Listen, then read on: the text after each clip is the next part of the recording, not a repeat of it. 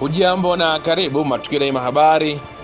Miongoni mwa habari tulizonazo ni pamoja na RC Harry James awataka Waislamu kusimamia maadili na kujenga mshikamano. Matarajio yangu kwamba msikiti huu pia utaendelea kusimamia msingi wa umoja na mshikamano ndani ya mkoa wetu wa Iringa, lakini utatusaidia kusimamia maadili ya jamii yetu ili tuwe na jamii bora ya Wanairinga yenye uadilifu, uaminifu na uwajibikaji. Waumini wa Kiislamu washauriwa kushiriki ibada ya kuchinja na kusaidia wasioweza kupata kitoweo katika sikukuu ya Eid el-Adha. Wa dini tukufu ya Kiislamu kwamba ibada ya kuchinja ni ibada ambayo imesisitizwa katika dini tukufu ya Kiislamu na ni ibada inayokusudia kumuingizia furaha mtu ambaye hana uwezo wa kupata kitoweo katika siku hii ya sikukuu. Lakini vile Waziri Patrobas Katambi awahakikishia Watanzania amani na usalama, kwamba wizara yetu iko salama na nchi yetu iko salama.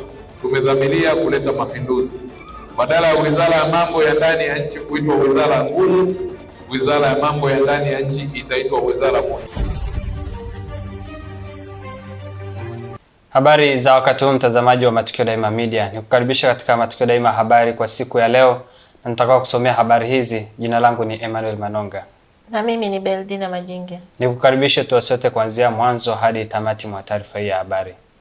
Na tukianzia mkoani Iringa, waumini wa dini ya Kiislamu mkoani humo wameungana na Waislamu wengine duniani kusherehekea sikukuu ya Eid el-Adha na kutekeleza ibada ya sala ya Eid pamoja na kuchinja wanyama kwa mujibu wa mafundisho ya dini hiyo. Taarifa zaidi na Watson Amini.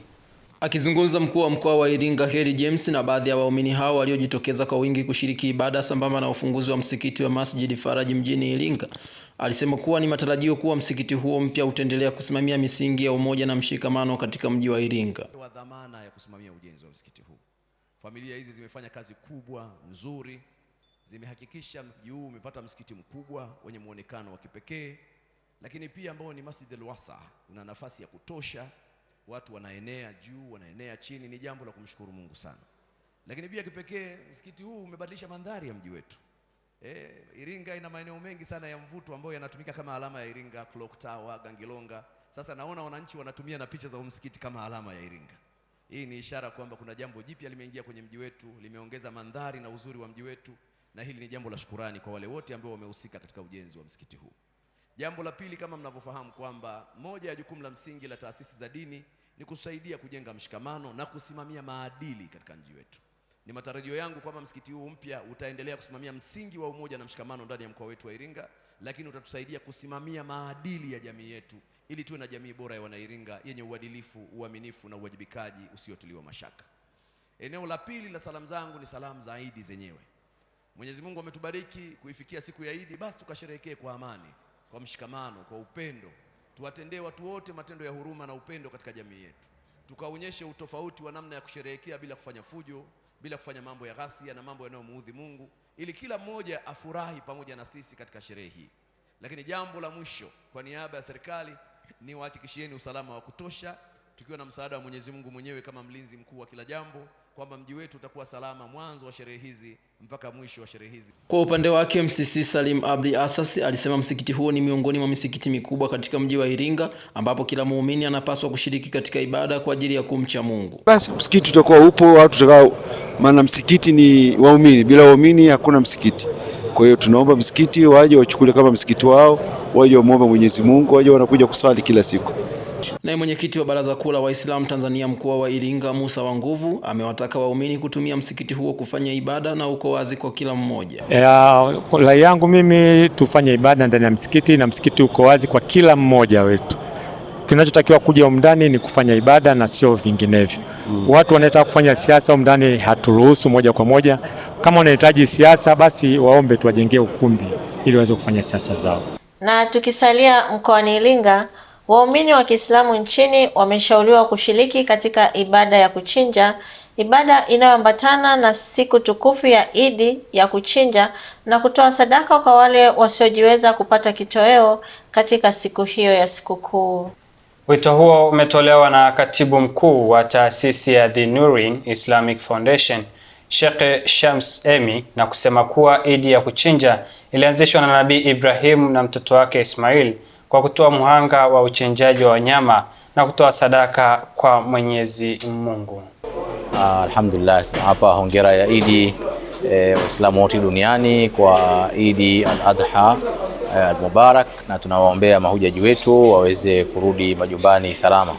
Katika siku ya leo tumekuwa na zoezi la ibada ya kuchinja, ibada ambayo inaambatana na masiku haya matukufu ya Idi ya kuchinja.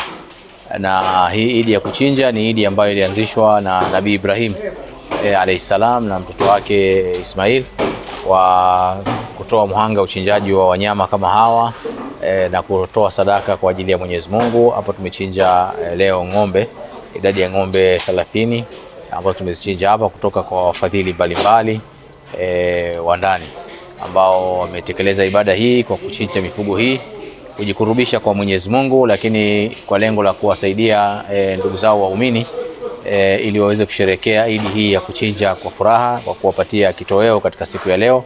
Kwa hiyo sasa hivi tunakagua hizi nyama usalama wake kwa ajili ya kuweza kuzifikisha kwa walengwa.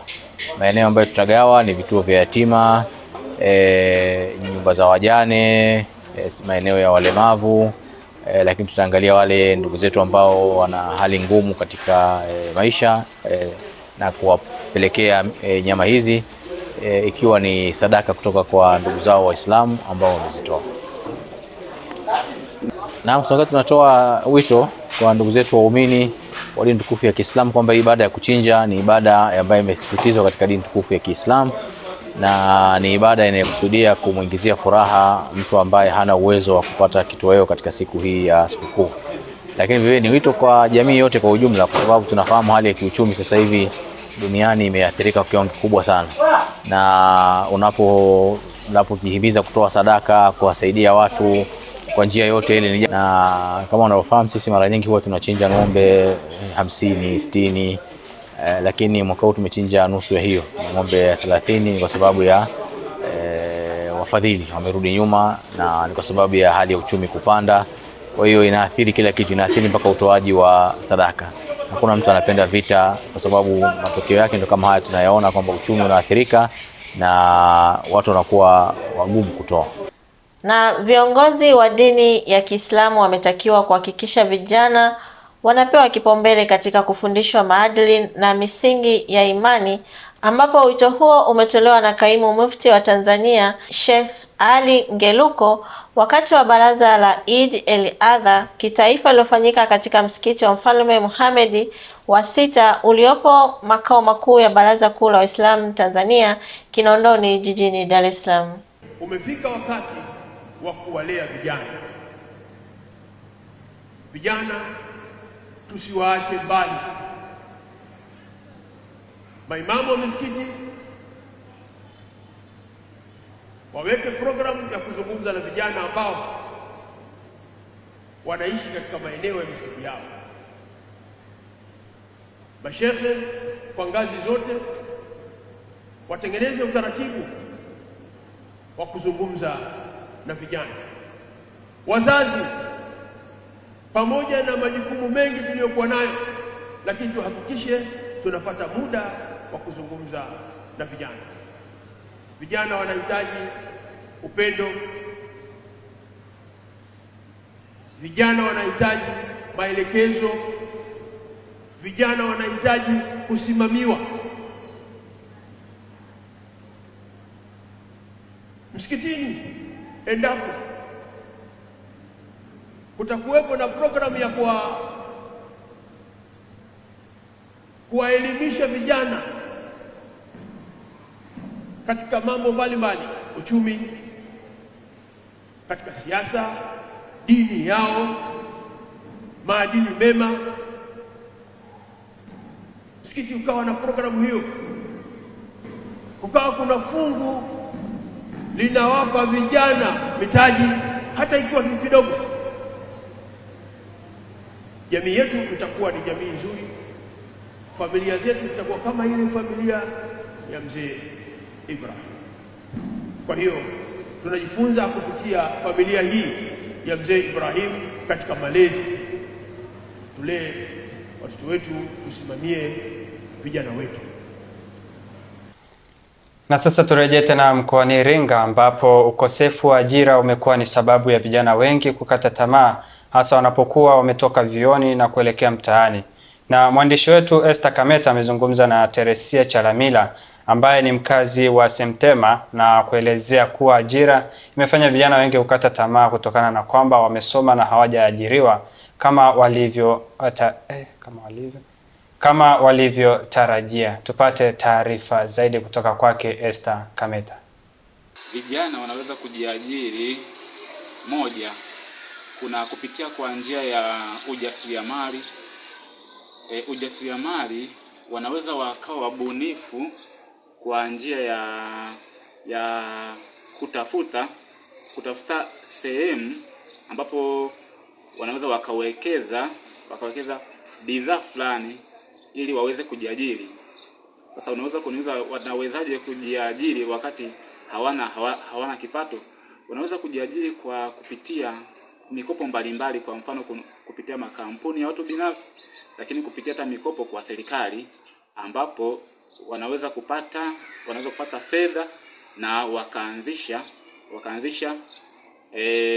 kitu fulani kwa ajili ya kujiendeleza.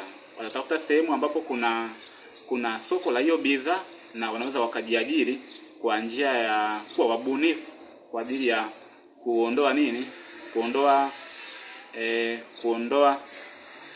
kuondoa utegemezi kwa jamii na kwa taifa kwa ujumla. Lakini namba 2, tunaweza tukasema kwamba wanaweza kujiajiri kwa njia ya kielimu. Kwa mfano, kwa njia kupitia elimu, wanapopata elimu na wakasoma, wanaweza kujiajiri. Kwa mfano kama ni udereva, mtu anapokuwa dereva anaweza kuwa bodaboda, anaweza kuwa dereva hata wa bajaji, magari makubwa. Kwa hiyo kupitia kielimu, wamepata elimu na wamepata ufundi, anaweza kujiajiri. Mawazo ambayo tunapandikizwa tunapokuwa tunasoma. Na watu wengi tumekuja shule, tumesoma tukiwa na lengo la kumaliza, kwamba ukiwa na asilimia 100 kwamba unapomaliza chuo au unapokuwa unamaliza masomo yako lengo moja ni kuajiriwa serikalini. Sasa tofauti na unapotoka kule chuo, na vitu unavyokutana navyo huku mtaani vinakuwa ni vitu viwili tofauti. Kwa hiyo mtu anaona kwamba zile hela na muda aliyotumia kusoma ni kama kupoteza muda, anajikuta anakata tamaa. Je, ni njia zipi vijana wanawezaje kujiajiri badala ya kusubiri kuajiriwa? Vijana wanaweza kujiajiri badala ya kusubiri ajira. Kidogo kuna changamoto. Changamoto ya kwanza, tunapozungumzia kwamba vijana wanawezaje kujiajiri badala ya kuajiriwa, ni vitu viwili tofauti. Kwanza ni aina ya maisha tunayoyaishi au elimu yetu ya Kitanzania, ya Kiafrika. Naweza nikasema ya Kitanzania au ya Kiafrika. Elimu yetu tunayopewa sio ya kutuweka katika swala la kujiajiri. Ila elimu yetu tunayofundishwa ni ya kuweka katika mlango wa kuajiriwa. Kwa hivyo ili tuweze kujiajiri, ni mentality ya mtu kwamba anachukuliaje mambo na anatakiwa afanyeje ili kwa ajili ya kufanya nini, ya kupata ajira. Kwa upande wa serikali inaweza nikasema ina mchango kwa vijana, kwa sababu sasa hivi kwanza kuna wizara ya vijana ambayo imeanzishwa na serikali yenyewe, na hiyo wizara ya vijana inashughulikia matatizo ya vijana. Akiacha mbali na kushughulikia matatizo ya vijana, pia inatoa mikopo mbalimbali kwa vijana.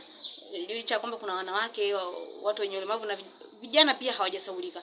Kwa hiyo jamii kama jamii kwa ujumla ina mchango kwa kuwapa serikali kama serikali ina mchango kwa vijana kwa kuwapa hiyo mikopo yenye riba nafuu. Kwanza, kijana huna ajira, huna kazi. Ukishasikia kuna mkopo, mtaorganize kikundi na vijana wenzio, mtafute kazi, mfanyaje?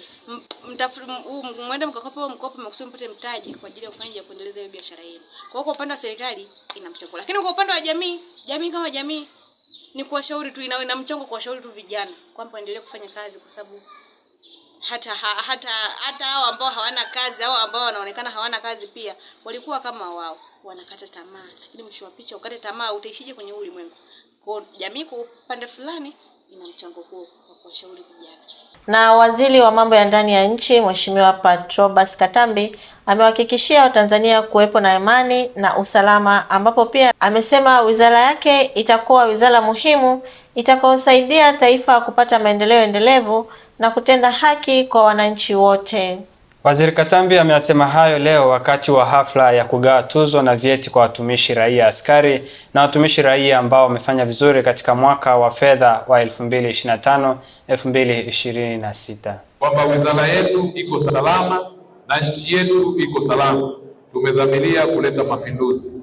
Badala ya wizara ya mambo ya ndani ya nchi kuitwa wizara ngumu, wizara ya mambo ya ndani ya nchi itaitwa wizara muhimu, inayotoa huduma kwa wananchi, inayosaidia wananchi na kuwa kielelezo cha kupata taifa endelevu linalosimamia haki na ustawi wa wananchi. Ni matarajio ya Mheshimiwa Rais Dr. Samia Suluhu Hassan kuona nchi yetu ikibaki kuwa na uzalendo, utaifa na mshikamano wa muungano wetu. Hivyo basi hatuna budi, kwa wafanyakazi wote wa umma ambao wanafanya vizuri, hatuna budi kuendelea kuwapongeza na kufanya shughuli kama hizi za kutambua mchango wao mkubwa ambao wamefanya kwa ajili ya taifa letu. Niwashukuru sana katika kazi hii ambayo mnaifanya, lakini pia niwaambie katika Wizara ya Mambo ya Ndani tumejipanga shughuli ya utambuzi wa wafanyakazi ambao wanafanya vizuri zaidi. Katika kipindi hiki tunachoanza kuanzia sasa, tumeandaa mfumo wa utambuaji wa wafanyakazi wanaofanya vizuri zaidi. Mfumo huu wa utambuzi utaondoa ubaguzi, utaondoa upendeleo, na taarifa hizo zitaleta watu ambao kweli wameonekana kwa vigezo na sifa kuwa wamefanya vizuri zaidi. Lakini pia mimi waziri wa mambo ya ndani ya nchi na kupitia sekretarieti ambayo anaiongoza katibu mkuu, tutaendelea kuboresha zawadi na tutafika hatua ya kuweza kuonyesha kwamba tunathamini na kutambua mchango wako. Tutatoa zawadi ambazo zitafanya wivu kwa wengine ili nao waendelee kufanya vizuri zaidi. Na taarifa hiyo moja kwa moja inatupeleka katika viwanja vya michezo na burudani, ambapo baada ya michezo miwili ya hapo jana, Ligi Kuu Soka Tanzania Bara imesimama kwa muda kupisha mechi za kirafiki za timu ya taifa, ambapo mwenzetu Frank Vegula na mchambuzi Watson Amini wamefanya tathmini ya ushindani uliopo hadi sasa katika kugombania nafasi ya 4 katika msimamo wa ligi. TRA, unahisi kwa hawa watatu nani anaweza kuwa misuli mizuri ya kwenda kimataifa na kupishana na hizo baadhi ya timu kwenye kombe la shirikisho?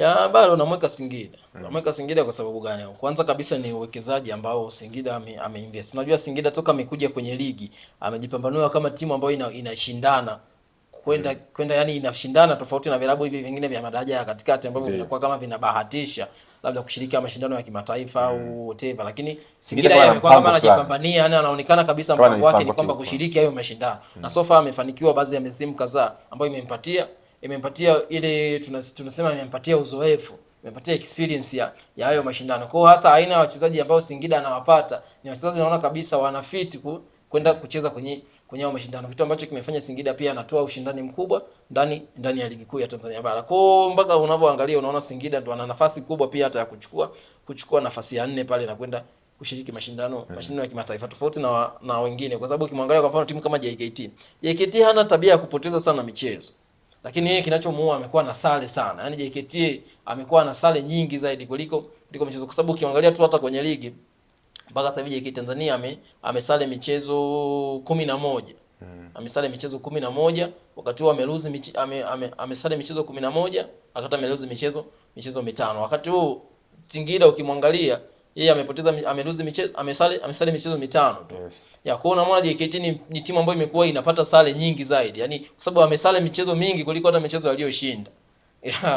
Kama unasale michezo mingi zaidi hata ya ulioshinda, maana yake ni nini? Maana yake ni kwamba timu yako bado sio timu ambayo ina tabia za kushinda. Kwa hiyo unamuona bado Singida na nafasi nzuri zaidi ya kujikita kwenye ile nafasi ya 4 kuliko wapinzani wake ambao wanamfuatia. Lakini TRA naye anatoja na misuli ya fedha na wachezaji wengi. Of course TRA baada ya kuchukuliwa na unajua TRA ilikuwa ndio ile timu ya Tabora United.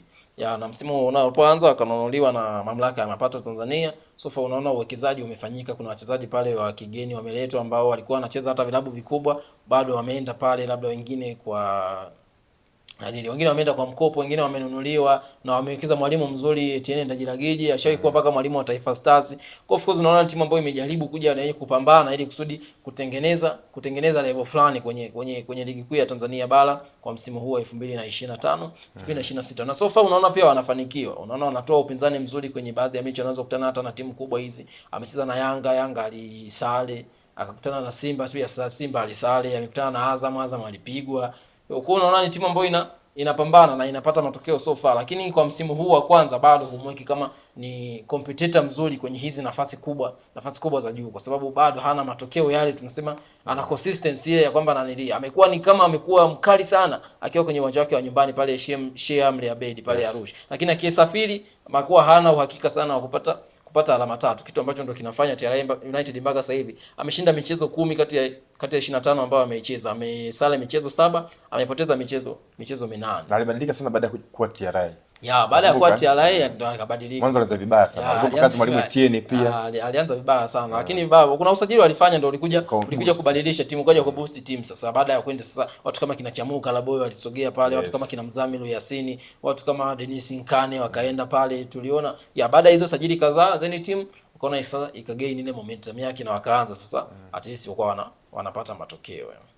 Sawa, na ukitazama kwa jinsi ambavyo ushindani tumeona msimu huu ni nafasi hizo za 4 imekuwa tofauti kidogo na msimu uliopita. Msimu uliopita sasa hivi tulikuwa tayari gap la mtu 4 na 5 ilikuwa kubwa sana. Ilikuwa ni kubwa sana. Ilikuwa ni kubwa sana. Singida kwa wameacha mbali kweli. Wameacha mbali sana wenzee. Yes, kuna ligi ya watu 4 ilijitenga na watu 5 wa kushuka chini. 5 wananilia chini. Yes, kwa sababu msimu uliopita msimu uliopita kitu ambacho kilikuwa ni hakijulikani kipi ni kipi, ilikuwa ni ubingwa tu. Kwa sababu Simba na Yanga alikuwa baada ya ule mchezo wao wa kwanza kuahirishwa wakawa kama wameumana point. Yaani wakawa sasa kila mmoja anapanda na shuka. Kwa ikabidi hadi mchezo wa mwisho sasa hivi ajulikane nani bingwa. Lakini kwenye hizi nafasi nyingine ilikuwa tayari ishajulikana nani anakaa sehemu gani, mpaka kwa nafasi mpaka kwa mazingira ambayo tumefikia kwenye msimu ilikuwa tayari ishajulikana kama nani anashika nafasi ya 4 na anashika nafasi ya 5 na anashika ya 6 ya 7 yasi ilikuwa nanilia. Shukrani sana Frank Vyagula kwa taarifa hiyo ya kimichezo. Na mtazamaji, mpaka hapo ndio mwisho wa taarifa yetu ya habari kwa siku ya leo. Lakini kabla ya kutamatisha tusikie tena muktasari wake. Hujambo na karibu Matukio Daima Habari. Miongoni mwa habari tulizonazo ni pamoja na RC Harry James awataka Waislamu kusimamia maadili na kujenga mshikamano. Matarajio yangu kwamba msikiti huu pia utaendelea kusimamia msingi wa umoja na mshikamano ndani ya mkoa wetu wa Iringa, lakini utatusaidia kusimamia maadili ya jamii yetu ili tuwe na jamii bora ya Wanairinga yenye uadilifu, uaminifu na uwajibikaji. Waumini wa Kiislamu washauriwa kushiriki ibada ya kuchinja na kusaidia wasioweza kupata kitoweo katika sikukuu ya Eid el-Adha. Wa dini tukufu ya Kiislamu kwamba ibada ya kuchinja ni ibada ambayo imesisitizwa katika dini tukufu ya Kiislamu na ni ibada inayokusudia kumuingizia furaha mtu ambaye hana uwezo wa kupata kitoweo katika siku hii ya sikukuu. Lakini Waziri Patrobas Katambi awahakikishia Watanzania amani na usalama, kwamba wizara yetu iko salama na nchi yetu iko salama. Tumedhamiria kuleta mapinduzi. Badala ya wizara ya mambo ya ndani ya nchi kuitwa wizara nguli, wizara ya mambo ya ndani ya nchi itaitwa wizara moja. Kwa niaba ya wote waliosikika na kuandaa taarifa hizi, jina langu ni Beldina Majenge na mwenzangu mimi ni Emmanuel Manonga. Nikusitu endelea kutufuatilia katika mitandao yetu ya kijamii ikiwemo Facebook, Twitter na Instagram kwa jina moja la Matukio Daima Habari. Uwe na usiku mwema.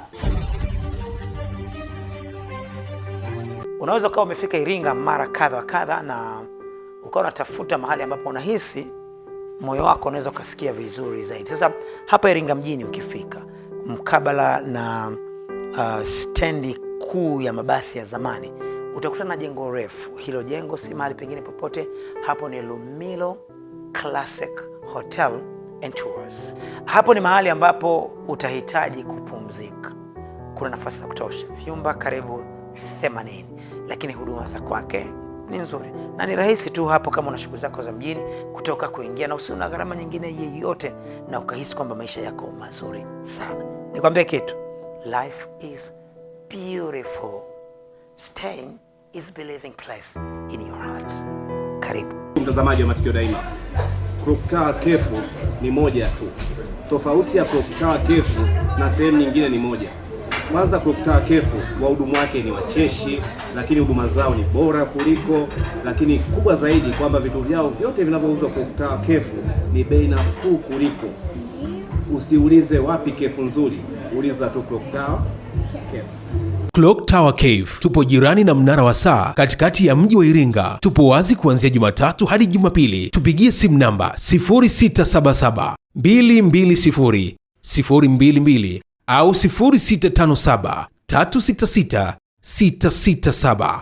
Clock Tower Cave Iringa, ladha inayounganisha wapenzi. Ndio, Clock Tower Cave, home of delicious meals. Rafiki yangu Jeni, mambo? Afu siku hizi nakuona huna furaha kabisa toka umemaliza hicho kidato cha 4. Shida ni nini rafiki yangu? Shogangu Halima, mwenzangu una kazi, mimi nahangaika siku zote, sina hata ajira shogangu. Yaani hata genge lenyewe tu sina. Na una smartphone kabisa unaenjoy, afu unasema kazi huna kweli? Shogangu, nifanyeje mie? Kuna watu wanaitwa Isadukilo Entrepreneur. Kwani hujawasikia hao? He? Isadukilo? Ni sahihi kabisa. Kampuni ya Isadukilo Entrepreneur inayojishughulisha na uwakala mkuu wa lipa kwa M-Pesa imekufikia. Nafasi zinazohitajika ni wakala wa mauzo na keshia. Sifa za kijana anayehitajika awe amehitimu kidato cha 4 ama zaidi, awe na miaka kuanzia 18 na kuendelea, awe na simu janja, smartphone na awe Mtanzania mwaminifu, awe na namba ya NIDA ama kitambulisho cha NIDA. Kumbuka, ajira hii ni kwa kijana yeyote ndani ya mikoa yote ya Tanzania. Tuma maombi yako kupitia barua pepe ya isadukilo@gmail.com ama WhatsApp au kupiga simu namba 0757922555 au 0795742927. Pia waweza kufika ofisini kwetu, tupo jengo la Embala Sasa mjini Iringa, mkabala na hazina ndogo. Halima rafiki yangu, hakika Isadukilo amerejesha furaha yangu. Habari ndo hiyo ndugu yangu. Habari ni Isadukilo Entrepreneur, ajira nje, fursa kiganjani mwako.